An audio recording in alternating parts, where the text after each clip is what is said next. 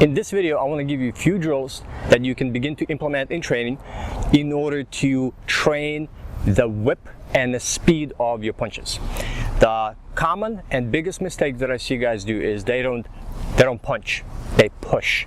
They push with the jab, they push with the cross, they shove or push with the hook or the uppercut. There's no forceful movement of strikes being thrown fast and with speed and the whip effect that you see. And all the strikes should be thrown with that forceful, quick movement and that explosion that you see a lot of fighters throw. So I'm going to give you a few tips, and of course I'm going to give you drills that you can start implementing and training that whip effect. Now also make sure you check out the video that I made previously on the principles of executing and throwing with speed, and I break down what you need to know in order to execute your punches fast with a whip-like effect, and I kind of break that down more technique-wise of what you need to keep in mind in order to throw. So I'm not going to cover all of those points there. Make sure you check out that video. Here I just wanted to focus on drills, and the first drill starts with those principles in mind and when you shadow boxing. So when you shadow box, there are different speeds that you usually drill. You drill flow in order to just execute, but flow with punches, and you're not throwing to execute with them with a whip-like effect like if you were fighting, in order to just train technique and train body mechanics and movement. There are also where you speed things up and actually you execute with more speed, more intensity and pace, and this is where that whip-like and speed effect comes in when you are training to execute like you would when you fighting. So when you shadow boxing and you are specifically drilling that explosion whip-like effect, like if you are sparring and fighting, you got to be relaxed as you throw your punches. So you're relaxed, and then when you explode, you gotta explode and you gotta tense, and then you gotta come back to relaxation. So that relaxation and tension is extremely important.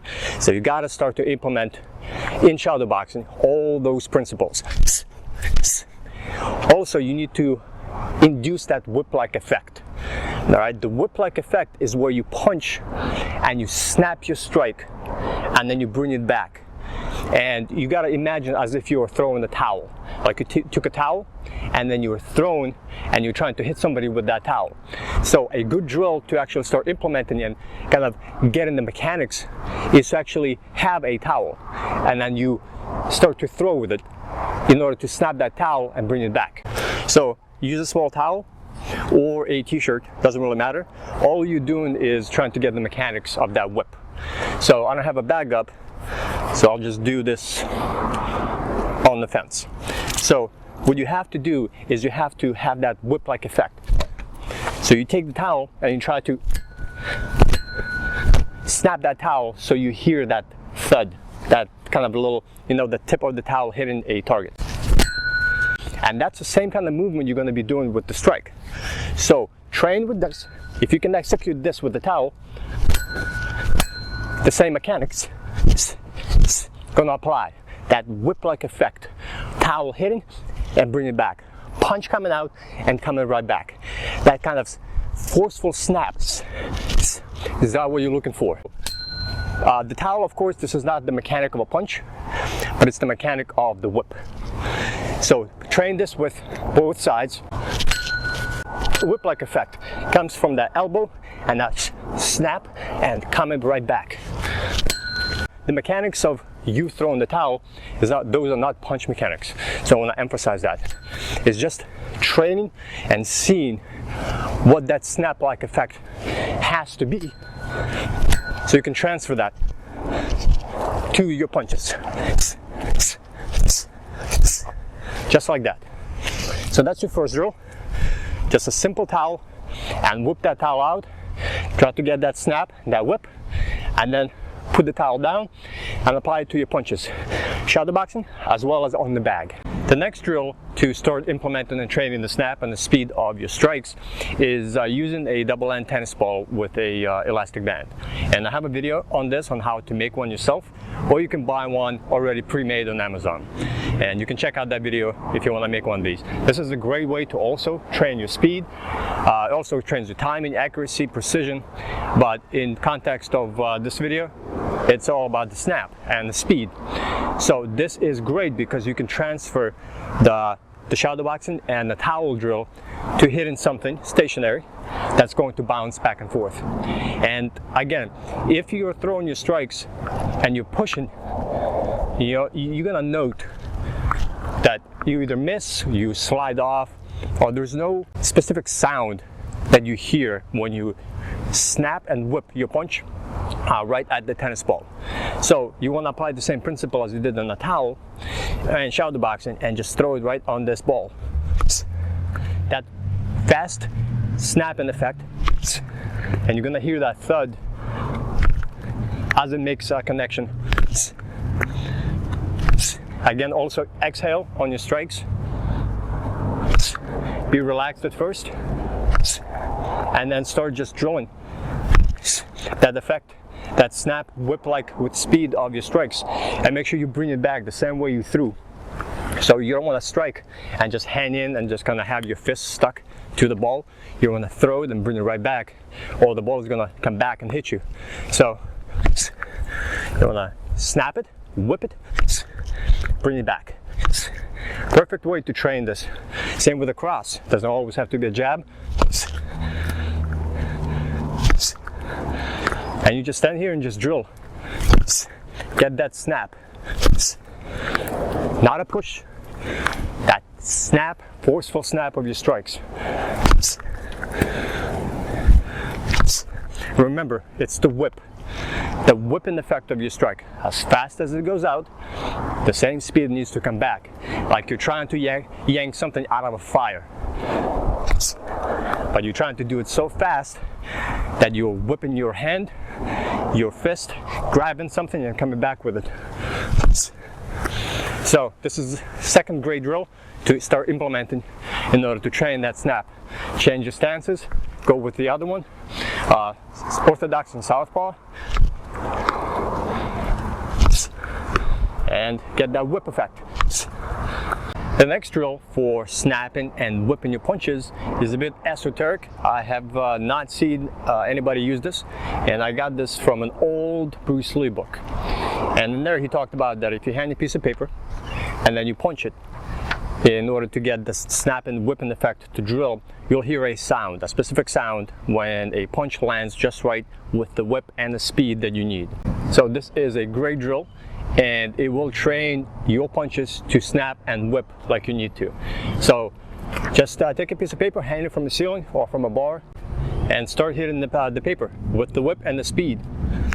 And you're gonna hear a specific sound, that kind of loud snapping sound when your punch connects. This is what you want.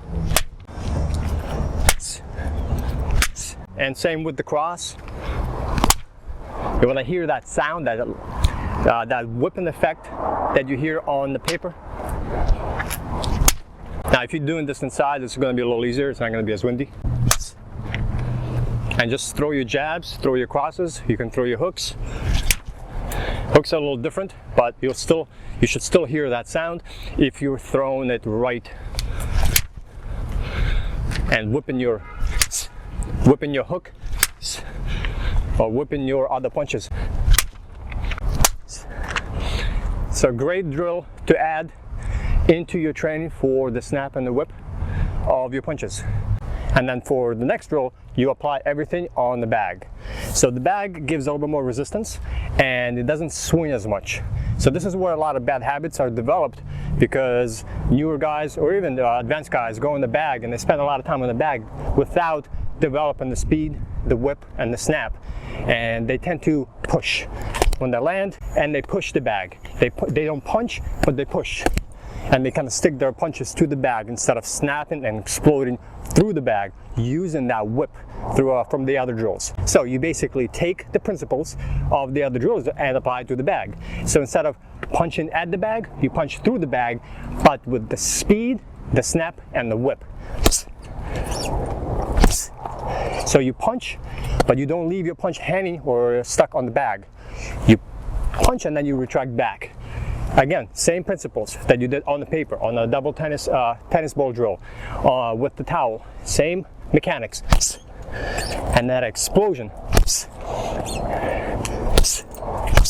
So Same for the hooks and uppercuts. It's that explosion and it's the whip. Remember, it's all about the whip, but you develop it by using the principles that I covered.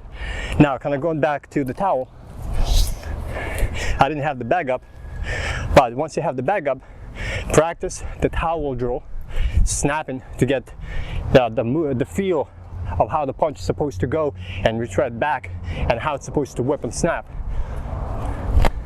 See, the first one was it didn't quite land. That's what you're supposed to, that whipping effect. And then set that down and apply it without the towel. Do this in the same training session, so that way you drill, see the mechanics, and then let go and do the punches. Also, if you have somebody hold the mitts or pads, also drill on the pads with another human. That's going to help out a lot, especially if they lower the mitts and they walk around with you, and anytime they put up a mitt, you either throw a cross, a jab, a cross, maybe a hook, uppercut. Basically, they'll just walk around, and as soon as you see the mitts come up, depending on their position, you fire off a quick jab or a jab cross or a cross hook, whatever the combination will be, depending on their pad position. Another great drill to implement the speed, the snap, and the whip, but now you're kind of implementing timing behind it. Now, take these drills that I covered and begin to implement them with your fundamental four. The fundamental four are the 4 punches that you absolutely, as a fighter, need to master. These are your first 4 punches you need to learn and become so proficient that you can throw without thinking, and you have the muscle memory to execute no matter what the situation is and no matter what the conditions are. They're so ingrained in you that you are just automatic, but you don't throw them just because you threw them for so long. You need to implement proper body mechanics and utilize the combinations of those 4 fundamentals. And the 4 fundamentals are your jab, your cross, your lead hook, and the rear uppercut. And I go into detail in the course that I released, the fundamental 4. These are the 4 essential strikes you need to start with and you need to master. So you can download the course now, it's available. It'll show you the 4 strikes, all the proper body mechanics behind them, how to throw with power, how to throw with speed. I go over your fundamental fight stance that you need to implement first before you do any variations. And I cover the 4 important combinations that you need to start throwing with these fundamental 4. So I don't go into just showing you the punches. I show you how to begin to implement them within a combination. And then I give you tips, advice, and technique on how to work the bag and how to begin shadow boxing, drilling these 4 punches and the 4 combinations.